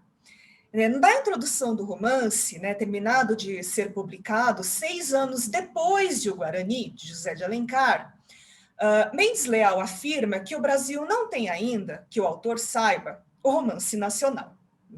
Bom, Rafaela Sanches levanta a hipótese de se tratar de uma provocação do autor português, dirigida a Alencar, que teria respondido no texto Como e por que sou romancista, escrito em 1873, que a obra O Guarani representaria a literatura nacional e que seu romance não seria uma cópia de romances estrangeiros. Bom, em sua introdução, Mendes Leal revela o seu desejo de figurar entre célebres historiadores como Alexandre Herculano e Augustin Thierry. E ele diz, os riquíssimos elementos da história brasileira, disseminados e dispersos, carecem de ser coligidos e coordenados por mãos hábeis, por uma cabeça forte, por um espírito sistemático e filosófico. Ou seja, né, ele faz um elogio a si mesmo. Ao mesmo tempo que ele defende, né, e eu cito, né, que algum filho do Brasil compreenderá que nenhuma nação é grande e gloriosa sem ter firmado os impulsos do seu futuro nas bases do seu passado, né, ao mesmo tempo que ele defende isso, né, o escritor português declara, com falsa modéstia, né, que o autor desta obra espera que lhe relevem a ousadia com que ele, filho de outro país, posto que irmão, mesmo de leve, se atreva a esboçar esta rápida digressão sobre tão elevadas questões. Bom, quando afirma que a Europa não vê sem admiração muitos homens eminentes desse país perseverarem animosamente em uma vasta ideia colonizadora, que estendendo as mãos, multiplicando os braços, facilitando a comunicabilidade e dando unidade e consistência aos seus estados, o tornarão sem rival no continente americano, né? Então, quando afirma isso, o escritor associa à colonização portuguesa uma imagem positiva, como se ela fosse desenvolver o Brasil mais do que as colônias de outros países europeus, utilizando uma imagem relacionada ao trabalho e à prosperidade, né? Valores eurocêntricos. Calabar, né? Então, o romance Calabar, né, se passa no período das invasões holandesas em Pernambuco. Rafaela Sanches mostra que, em torno da guerra holandesa, está plasmado um dos mitos fundadores da nação, o povo que se une em defesa da colônia e em prol da pátria. Então, ao retratar a resistência dos brasileiros, né, e eu coloco entre aspas, porque é um grupo composto por colonos portugueses, né, e eu faço uma parte, é verdade que nesse período não, o Brasil, como colônia portuguesa, era parte da União Ibérica, governada pelo rei espanhol. Mas os colonos que aqui estavam eram, de fato, portugueses ou seus descendentes, né? Então, esses brasileiros, né, seria esse grupo composto por colonos portugueses, indígenas e africanos escravizados, né? Então, ao retratar essa resistência, né, dos brasileiros, entre aspas, né, Leal afirma que as almas, embrandecidas pela longa prosperidade, retemperam-se nas horas adversas e refazem uma raça nova e sem rival. O escravo, o indígena, o colono, grupam-se no sentimento comum e, à luz da mesma glória, quinham os mesmos sofrimentos e os mesmos triunfos, né? Bom, o mito fundador da união do povo brasileiro, da democracia racial, como se todos, né, brancos, negros e indígenas, passassem pelos mesmos sofrimentos e usufruíssem dos mesmos triunfos, é uma das bases ideológicas desse romance. Né, sentimos-nos na obrigação de questionar o que seria, né, essa longa prosperidade para os negros escravizados, né, e os povos originários, né, também assassinados, escravizados e obrigados a abandonar as suas culturas e as suas crenças, né? Bom, sabe-se que a unidade nacional é também estabelecida pela religião católica. Em Mendes Leal, os personagens do lado inimigo dos brasileiros, né, não são retratados como vilões apenas por serem estrangeiros invasores, né, ou por terem se aliado a eles, mas, sobretudo, por serem protestantes ou judeus, ambos grupos religiosos perseguidos pela Inquisição. Né, e ele diz, né, o inimigo se compõe de cismáticos e hereges. Bom, ao aproximar o romance Calabar de As Minas de Prata, de Alencar, Rafaela Sanches explica que o judeu é definido na ficção como aquele que porta o mal para o país, ao auxiliar na entrada de invasores, estabelecer relações ilícitas com o outro e organizar um complô para tomar o território português. Né? Por outro lado, como ela afirma, né, o romance Calabar consagra os padres missionários à santificação. Né, a descrição do escritor português, né, o Mendes Leal, associa os jesuítas a verdadeiros heróis, que arriscam as suas vidas e abdicam de seu conforto em nome da missão civilizadora. Né? Como o narrador afirma, internando-se pelos desertos, abandonando todos os gozos da vida civilizada, para catequizarem os gentios nos sertões, os padres da missão sabiam perfeitamente que se expunham ao martírio. E eles iam à força de constância, de fadigas afrontadas, de trabalhos vencidos, à força do seu sangue derramado e de cuidados pacientes, domar com ascendente evangélico as tribos, de que o jugo das armas só conseguia fazer escravos e de que a persuasão católica sabia fazer homens, né? Bom, então, ao lermos esse trecho, lembramos-nos da afirmação de Krenak, citada, né, anteriormente, em que ele diz: aos rebeldes, o genocídio da guerra justa, e aos capturados, a catequese e a escravidão. Né? Não havia outra opção aos povos originários. Se não se submetessem passivamente à dominação cultural e religiosa do colonizador, estariam condenados à escravidão e ou ao genocídio. Tal é a prosperidade, entre aspas, né, apregoada pelo europeu. Ao mesmo tempo, ao defender a necessidade de se domar as tribos com a persuasão católica que sabia fazer homens, né, isso eu estou citando Mendes Leal, então o narrador deixa implícito que apenas os convertidos à civilização cristã poderiam ser considerados humanos de fato.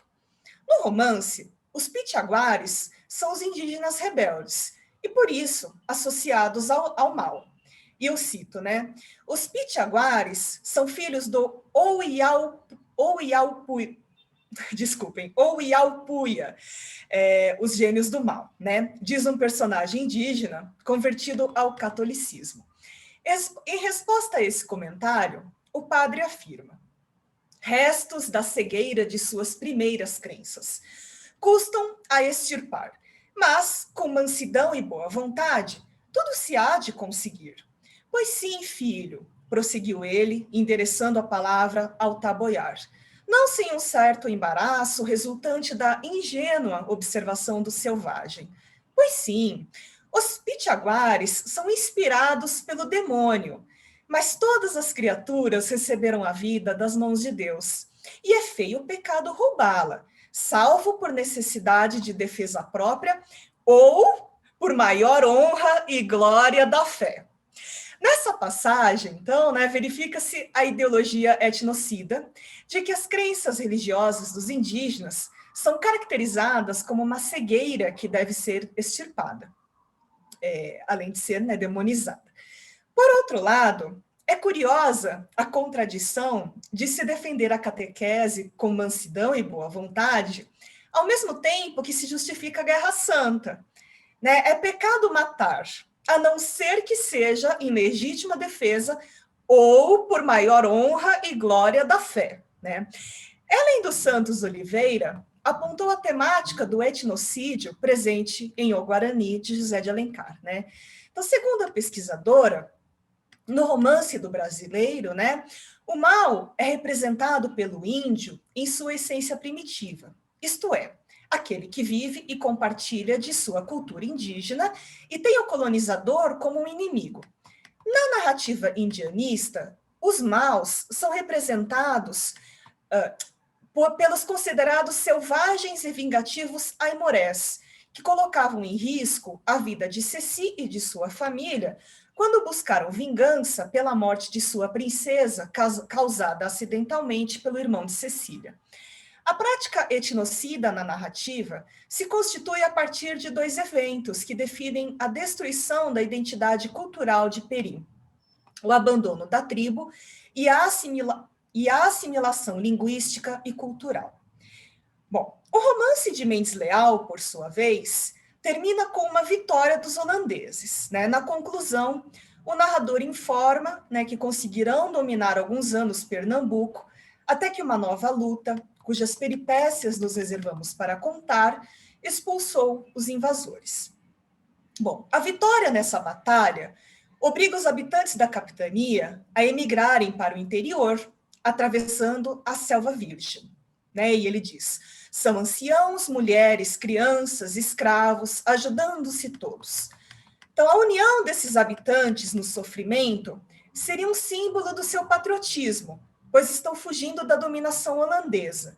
Né? O narrador diz, bastaria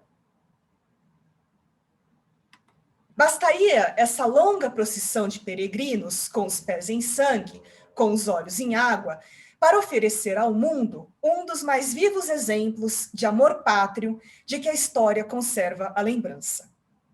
Bom, por outro lado, os indígenas são caracterizados como seus protetores. Né? E ele diz, 60 índios taboiares abrem caminho através do mato, à custa de fadigas sempre renascentes.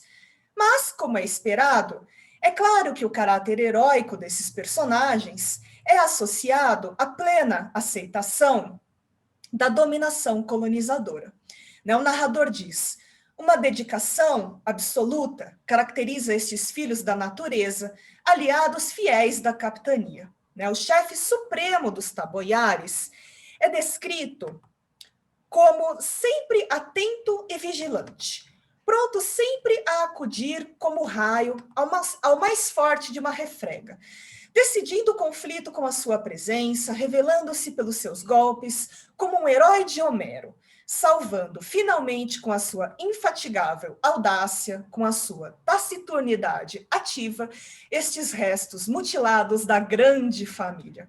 Bom, o heroísmo do indígena está associado à sua lealdade aos brancos, à sua determinação de salvar os colonizadores.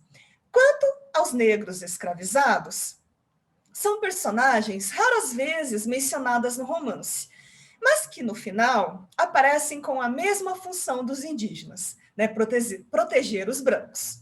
Segundo o narrador, na retaguarda dos índios marcha o terço dos pretos, comandado pelo valente Henrique Dias. O herói africano, que, se Deus nos permitir continuar nesta empresa e no propósito que a inspira, faremos ainda figurar nobremente a par dos mais nobres. O negro batalhão é como o simulacro da servidão leal, que protege o lar, vigiando-lhe a porta patriarcal. O escravo não figura ali o pária das populações, carregando com todo o peso do trabalho, com o ódio inteiro do seu estigma. É o comensal da casa, o participante da família, que tem o seu quinhão nos pesares, como teve o seu quociente nos júbilos. Né? Então, vejam, da mesma forma que os indígenas retratados, negros bons são aqueles que aceitam a dominação colonial, que não se rebelam contra a escravidão, que praticam a chamada servidão leal, né? Cuidam dos brancos e auxiliam na manutenção do status quo, como esse personagem que se encaixaria perfeitamente, segundo o narrador, no papel de um herói de um futuro romance que supostamente seria escrito. Novamente, é necessário questionar qual seria exatamente o quociente dos júbilos a que os negros escravizados teriam direito nessa sociedade, né? Por outro lado, no trecho anteriormente citado, os habitantes da capitania são definidos como uma grande família, o que reforça o ideal de unidade nacional apregoado pelo romance. Ao lado do chefe indígena, caminhava o padre, segundo o narrador, um missionário belicoso, confortando a todos com palavras de esperança, murmurando a cada passo orações de paz, mas sempre com o dedo esperto no gatilho do arcabuz. Não é por acaso... Desculpem, eu perdi aqui.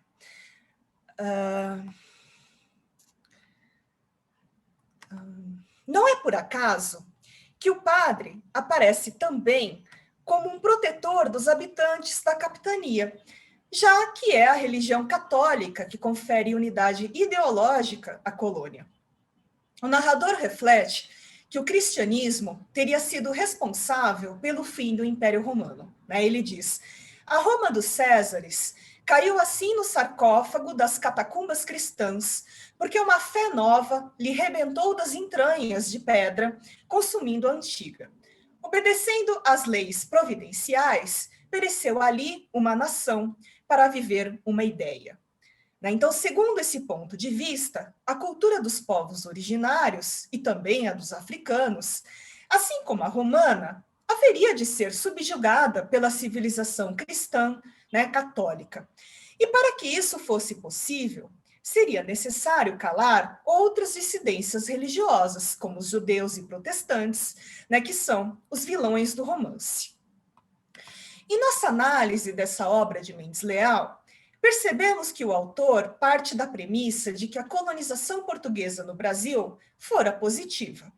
O fato de ter sido baseada no princípio da dilatação da fé é motivo de elogio e orgulho para o narrador. Oi? Desculpem. Faltam 3 minutos. Tá bem. Eu já estou na conclusão. Então, o fato de ter sido baseada no princípio da dilatação da fé é motivo de elogio e orgulho para o narrador, em contraposição ao olhar negativo sobre a colonização espanhola, a única que, para os intelectuais oitocentistas, teria sido violenta. Ao mesmo tempo que a colonização branda no Brasil é um mito que tem sido desmentido por estudos mais recentes, que denunciam o genocídio indígena ocorrido no país desde o início da colonização, então, ao mesmo tempo disso, no século XIX e ainda hoje, muitos intelectuais sequer pensam na possibilidade de se questionar o etnocídio ou o epistemicídio, também formas de violência, por promoverem a desvalorização ou até mesmo o desaparecimento de aspectos da cultura de um povo.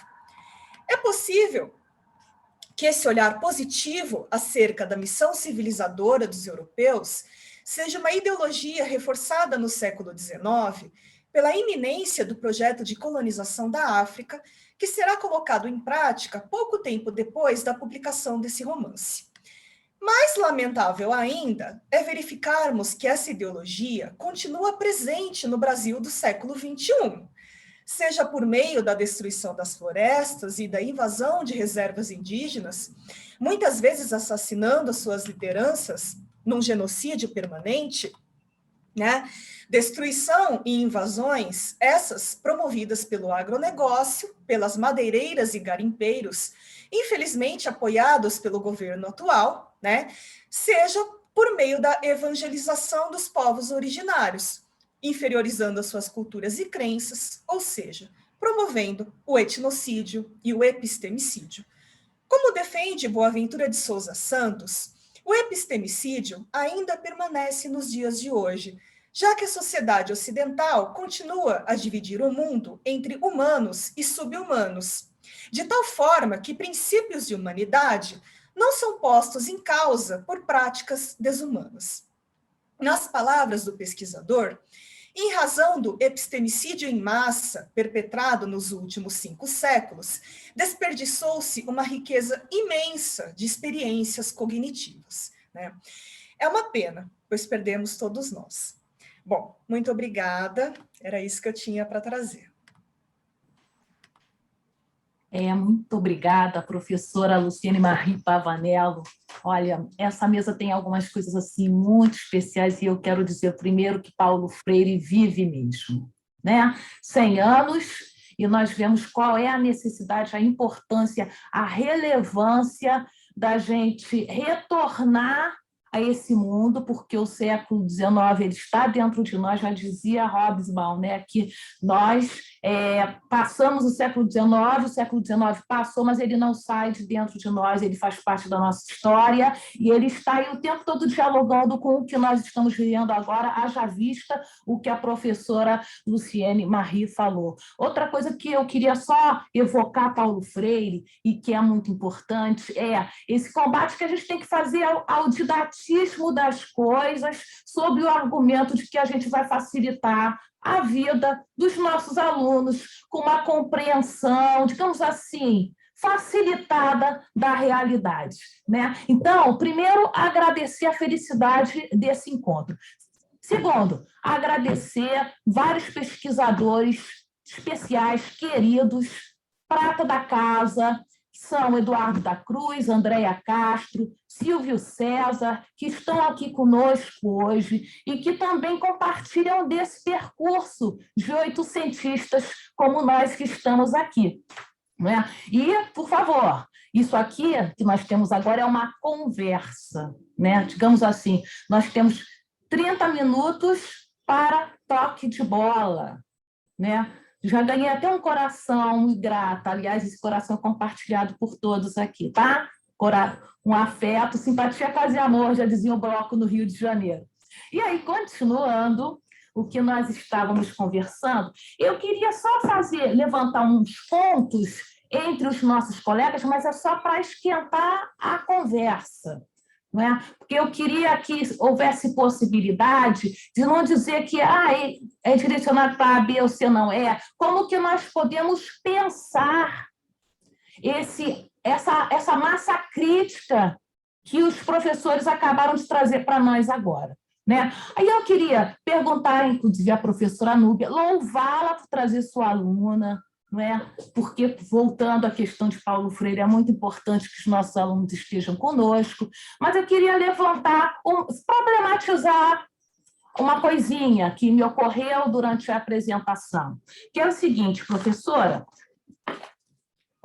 Núbia, você não acha que a concepção de que amor de perdição é o ápice do romantismo, de certa forma, aprisiona Camilo Castelo Branco naquele modelo de escritor e escrita que desmerece a obra camiliana? Vou explicar até por quê. Essa questão de conceitos que permanecem, né? O Camilo ficou ali naquele entremeio entre a baixa e a alta literatura, né? Foi um escritor que escreveu muito folhetim e, em muitos momentos, ele foi desmerecido por isso, como se ele estivesse escrevendo coisinhas água com açúcar para as mulheres, para quem não tinha o que fazer, digamos assim, exagerei, mas... né? Para poder ler aquilo que era veiculado no jornal. Então, o que eu queria perguntar é como é que essa questão, né, do amor de perdição, que sim, sedimentou, inclusive nos bancos escolares, né, esse ideal, né, do amor romântico, e Camilo também, como esse ideal do escritor romântico. Né? Eu não sei se eu posso perguntar para os outros também, para vocês irem pensando. O que vocês acham? Posso? Aí a professora Núbia fica aí pensando que a gente volta. Não é? Eu queria agradecer muito, muito, muito mesmo também professor De Martini, né? Martini aqui em casa é bianco, rosé, com cereja, né? Com azeitona. E aí eu queria lhe perguntar uma coisinha. Eu até deixei aqui, o meu caderno vira uma bagunça, né? Eu entendi, professor Marcos Martini, por isso eu queria lhe ouvir mais, né? Que esse esforço do padre Honorati, né, ao compilar essa obra monumental do Vieira, de certa forma, também ele buscou atualizar esse discurso vieriano para o século XIX como forma também de ombrear com aquele sentimento anticlerical que só fazia recrudescer, né, que só fazia crescer, e com a própria geração de 70, né, que vendeu essa imagem, né, podia não gostar do padre Bernardes, mas Teófilo Braga teve muita relevância desses modelos, nesses cânones que ele criou, porque ele virou o professor de literatura portuguesa, aquela vaga que deu uma briga, né, que gerou a questão Coimbra, que gerou tudo, né? E ele acabou também, de repente, se fosse Pinheiro Chagas, a história seria outra, mas vamos deixar isso para o lado, né? O que o Teófilo Braga fez, então, com Vieira, né? O professor Onarotti, perdão, Padre Onarotti, ele, de certa forma, ele estava se degladiando com essas concepções que a geração de 70 queria vender? Essa é a minha pergunta, porque a sua fala. E queria também louvar muito a fala de professora Luciane Pavanello, porque tem um diálogo também com a atualidade, é incrível, né? Porque a questão do epistemicídio está aí na nossa porta, não é? Nós temos aqui uma professora da UEA, deve estar vendo como é que o tratamento dispensado aos povos originários hoje em dia passa por comprimido de cloroquina e tudo mais, né? É genocídio e epistemicídio. As denúncias não param de chegar de crianças sugadas por draga e tudo mais. E aí, como é que essa história toda tem a ver, né, com o que a gente está discutindo hoje, o diálogo completo? Então, o que eu queria lhe perguntar, vivendo e aprendendo, né, se essa colonização soft, amorosa, vendida por mente leal, né, trazia embutido aí o sonho do Quinto Império, que Portugal não conseguiu conformar, não conseguiu criar, né?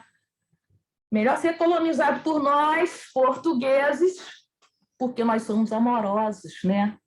Do que pelos espanhóis, eles são muito violentos. Quem quiser, começa.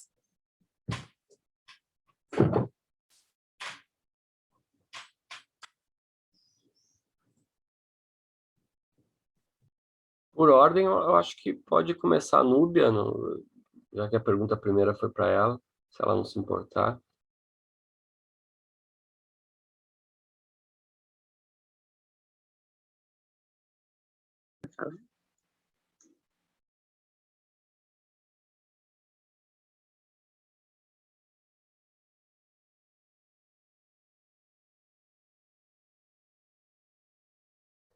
Eu posso começar, porque eu acho que talvez a Núbia esteja com problema de conexão, pelo que eu vi, não está aparecendo aqui para mim. Como ela disse que estava com... Ou a Núbia voltou? Pode falar, Núbia. Eu gostaria de agradecer a contribuição da professora Beth, uma fala que, podemos dizer, só veio a nos acrescentar.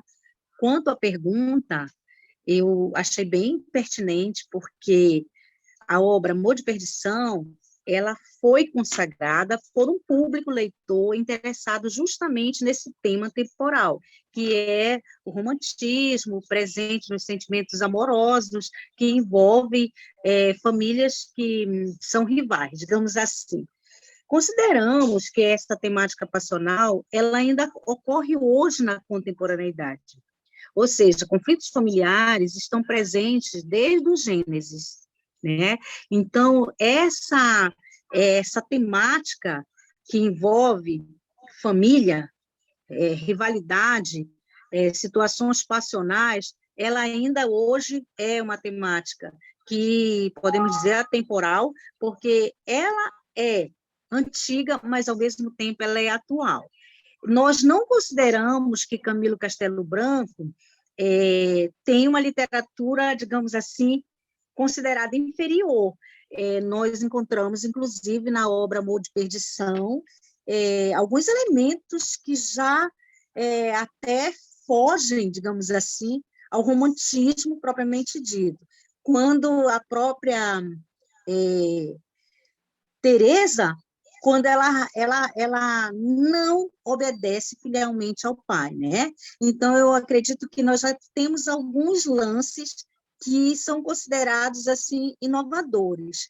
Para falar um pouco sobre isso, até a professora Beth Martini tão bem falou, eu estou aqui com a minha egressa do curso de letras, e também hoje professora, né, da rede municipal, que poderá também falar um pouco sobre isso, que é a Alessandra, se vocês permitirem. Perdão, por favor, Alessandra.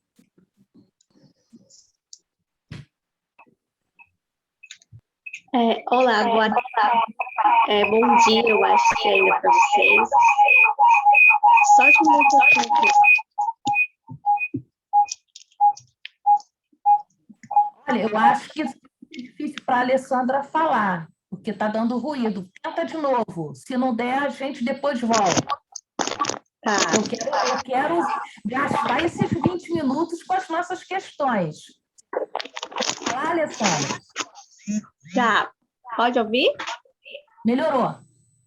Então, quando a gente fala de Camila Castelo Branco, a gente tem assim, a importância de dizer que a literatura dele é bem fraca, mas normalmente quando a gente lê, a gente depara com algumas situações no cotidiano de algumas famílias, principalmente no caso de Teresa, que era rica e tinha que seguir os princípios do pai, que era a escolha do pai, o primo que eles tinham que se casar. Enquanto Mariana, ela tinha a total liberdade com o pai. O pai Entendi. deixava ela Deixa eu só lhe livre para dizer uma escolher. coisa, né? Até agradeço pela sua intervenção. Eu tenho um pouco de medo que a gente não tenha condições de concluir. Eu vou pedir para você depois complementar, mas eu queria só colocar uma coisa com relação à questão do Camilo. Não pode esquecer da ironia romântica, né? Isso. Isso é muito importante. Eu queria mencionar um texto muito importante e que pode ser legal também para adensar essa discussão, que é O Olhar Distanciado de Camilo Castelo Branco e a Quebra da Catarse. É um texto da nossa professora Luciene Pavanello. Eu sei que eu fiz algumas solicitações a vocês, mas se você também puder dar só uma palavrinha, porque dialoga muito com o que a Alessandra está dizendo, não é, Luciene? Sim. Professora Eu Luciene, acho por que favor. sim. Oi? Quer que eu fale, Beth, sobre isso? Se Tá. puder dar só uma palavrinha, que eu sei que a gente tem pouco tempo. Obrigada, hein, Tá Alessandra? bem. Tá, ok. Eu ia sugerir, na verdade, para vocês, né, porque é feio fazer autopropaganda, né?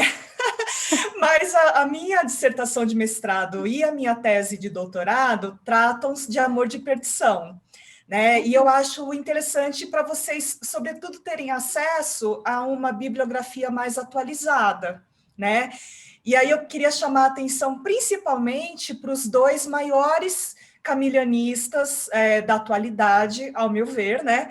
Que é o professor Sérgio Guimarães de Souza, da Universidade do Minho, e o professor Paulo Mota Oliveira, da USP. São dois estudiosos incontornáveis atualmente para os estudos camilianos, né? Então, eu queria só chamar um pouquinho a atenção para vocês tentarem refletir um pouco mais sobre amor de perdição, repensando um pouco essas categorias estanques que estão, né, que foram cristalizadas pela historiografia literária, como bem apontou a professora Beth Martini, né, justamente para tirar o Camilo dessa caixinha de romântico, né, ele é muito mais do que isso. Então, é isso que eu queria dizer. Amor de perdição tem muito mais do que essa história, né, de conflitos amorosos, enfim. Então, brevemente era isso que eu tinha para dizer. Muito obrigada, porque senão a gente perde aquelas duas Isso. questões, e eu queria só pedir, incluir entre os camilianistas, além da Luciene Marie Pavanello, que está aqui, o Sérgio Guimarães Souza, Paulo Mota, professora Andréia Castro, que muito nos honra também aqui, e que é uma camilianista de mão cheia, né? Mas eu queria dar prosseguimento às questões com o professor Marcos e a professora Luciane Pavanello, para a gente poder fechar a nossa mesa em tempo hábil, tá bom? Papel de moderadora é ingrato, vocês perdoem.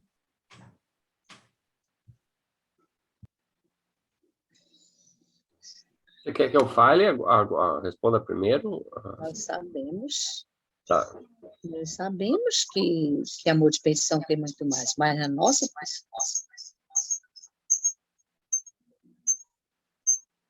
O seu áudio está ligado. tá? Desculpa, acho que interrompi. Não. Agora pode ir. Marcos de Martins. Obrigado, Beth. A sua pergunta é muito pertinente. Na verdade, só para esclarecer, eu não sou um oitocentista, né? Na verdade, eu trabalho com Vieira, estou aqui de paraquedista, na verdade, porque eu estou de passagem, né? Porque eu tento entender justamente a repercussão da obra do Vieira e fazendo uma espécie de revisão da literatura, né?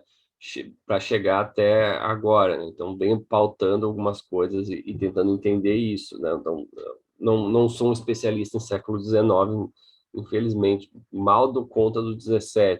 Então, eu tenho tentado aqui fazer um exercício de aprofundamento. Então, aprendi muito ouvindo as colegas hoje. No caso do Teófilo, né, especial, onde eu ia terminar, né, a apresentação. Não consegui me aprofundar. Acho que o texto do Paulo Motta também é muito bom para entender isso. Ele era um anticlericalista, como grande parte dessa geração que você falou, não só da geração de 70, mas todo mundo que escrevia naquele tempo, tanto em Portugal como no Brasil. O fato de que, como Honorati, ele era italiano e ele chega aqui em 65, né? Eu não sei até que ponto ele conhecia esse outro lado. Claro que ele conhecia a questão de anticlericalismo e etc. E, evidentemente, ele vivenciava isso, né?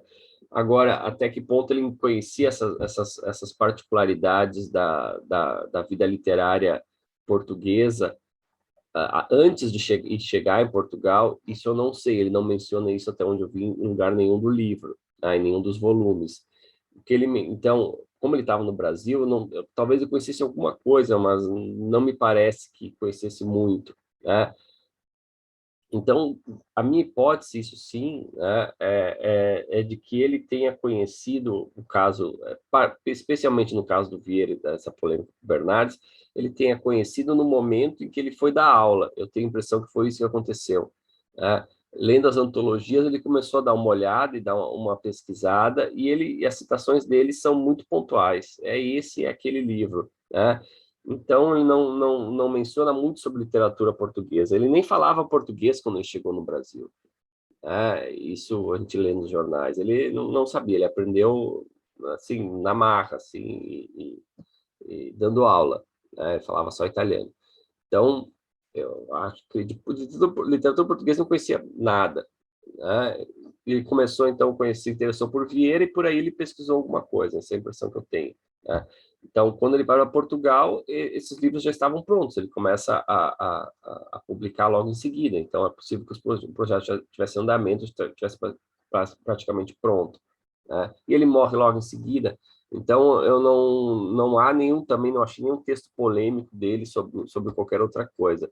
O que ele tem de polêmica quando ele está no Brasil, que a gente conta nos jornais, é a polêmica contra o que ele dava palestras sobre isso, na verdade, dava sermões, era sobre o Concílio Vaticano I. Era sobre isso que ele falava, basicamente, né? Tudo que ele falou tinha a ver com isso, né? Então, a obra do Vieira se insere nessas discussões, nessas preocupações que ele tinha, né? Então, a repercussão, especialmente de questões da geração de 70, ou especialmente do Teófilo, eu acho que diretamente não tem só muito indiretamente dentro do anticlericalismo do período como um todo. Daí sim, né? Aí ele é o território dele, é a briga dele, né? Dentro do espírito do ultramontanismo, né? Então é essa briga, e tanto que ele participa de vários jornais, não participa ele escrevendo, mas ele sempre é notícia, né, de vários jornais católicos no período que ele estava no Brasil, brasileiros. Depois, quando vai a Portugal, portugueses. Então, eu acho que houve essa separação entre o período dele no Brasil e em Portugal, né, que foi muito curto, na verdade. Ele escreve no fim da vida mais um livro, né, que é a Religião nos Lusíadas, alguma coisa assim, o título, né? Então, é a última obra dele que se tem notícia. Eu não vi, não achei em nenhum lugar, mas a gente sabe que ele escreveu, né? Religião nos Lusíadas. Então, a pegada dele era essa pegada teológica, de retórica, e nesses autores que isso cabia melhor, né? Então, ele se interessava por isso aí. Basicamente, isso que se sabe, tá? Não sei se eu respondi a tua pergunta, Beth. Respondeu, fiquei muito feliz por lhe ouvir e quero depois adensar essa discussão, porque realmente isso é, digamos assim, a ponta do iceberg, né? Mas a gente vai ouvir agora a professora Luciene, por favor. Luciene, por favor.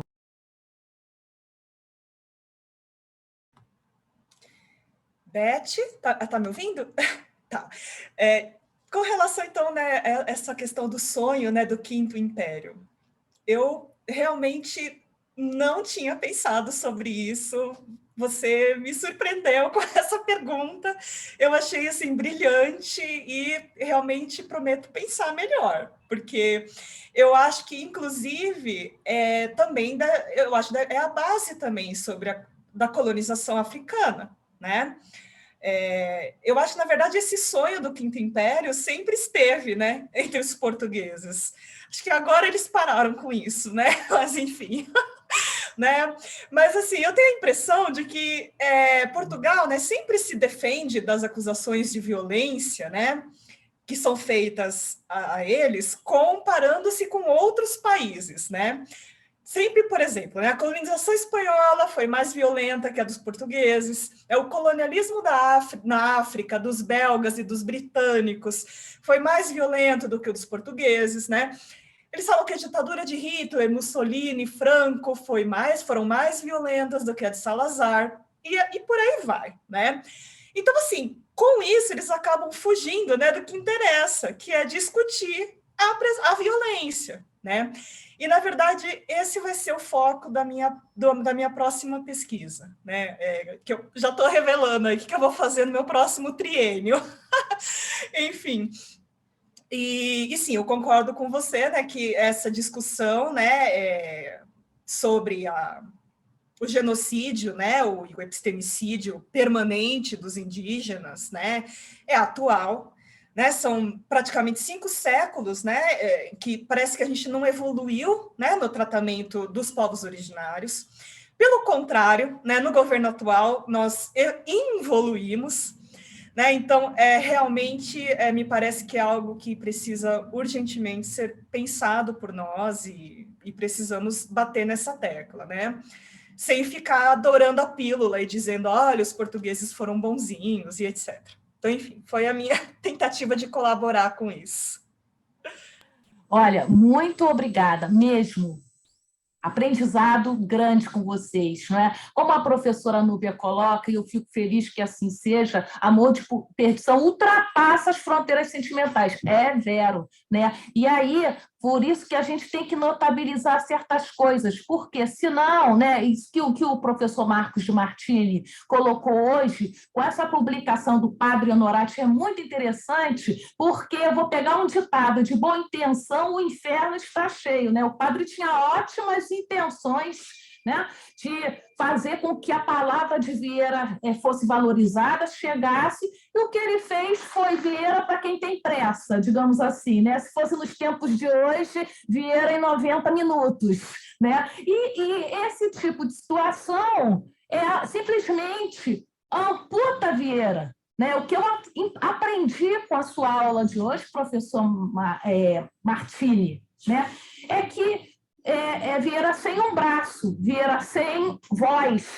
né? Vieira sem a oratória que lhe é característica, né? Às vezes a gente tem a ideia, a intenção bacana de querer facilitar essa compreensão para os nossos alunos que estão começando a percorrer esse caminho e que nos são tão caros. Todos nós estamos aqui por causa dos nossos alunos, somos todos professores, né? Só que a gente tem que tomar cuidado com os caminhos. O professor Honorati, no século XIX, não tinha condições de ter clareza disso. Mas o que de fato aconteceu é que, apesar dele ter tirado o barroco de Vieira, que é a espinha de Vieira, né, ele virou um material didático, né? Ele virou material para consumo dos alunos, né? Então, infelizmente, porque a gente está terminando o nosso dia, né, a gente também tem que, eu acho que sim, o romantismo não morreu, ele está dentro de nós, ele pulsa todos os dias, por isso que nós estamos aqui. O que nos une aqui nessa mesa, por incrível que pareça, apesar dos assuntos tão diversos, É o pensamento romântico. Olha que coisa bacana, conseguimos chegar ao nosso ponto de unidade na mesa, que é o pensamento romântico de Mendes Leal, o pensamento romântico do Padre Honorato, o pensamento romântico que se tem de Camilo Castelo Branco. Nós enlaçamos tudo isso em torno do pensamento romântico, né? E por isso eu vou dar final a essa mesa tão, digamos assim, profícua, que deu assim espaço para tanta reflexão, né? Desejando para vocês um ótimo almoço, porque eu já estou saindo daqui muito nutrida, com tantas coisas para pensar, né? É que essa história toda está aqui dentro de nós. O nosso host, Gustavo, está chegando aí. Quando o Gustavo chega, eu já sei que já é hora de eu me aquietar, né? Agradeço muito a apresentação da professora Núbia, a entrada da professora Alessandra, tá? A aula do professor Marcos de Martini e de professora Luciane Marie, a presença, tá? desse nosso público tão qualificado, né? Que só faz enriquecer esse encontro, né? E é isso, obrigada a todos por compartilhar os conhecimentos. Essa é a fala de Luciana Luísa para encerrar o nosso dia. Por favor, Gustavo. Então, a gente finaliza a nossa sessão, né? Agradeço as contribuições da professora Elizabeth, a presença e participação de todos vocês. Lembrando que nossas atividades irão até o dia 29 de outubro. Daqui a pouco, às 2 horas, nós teremos as mesas redondas, certo? Então, aguardo todos vocês lá. Até logo, bom almoço, bom descanso e até mais. Tchau, tchau.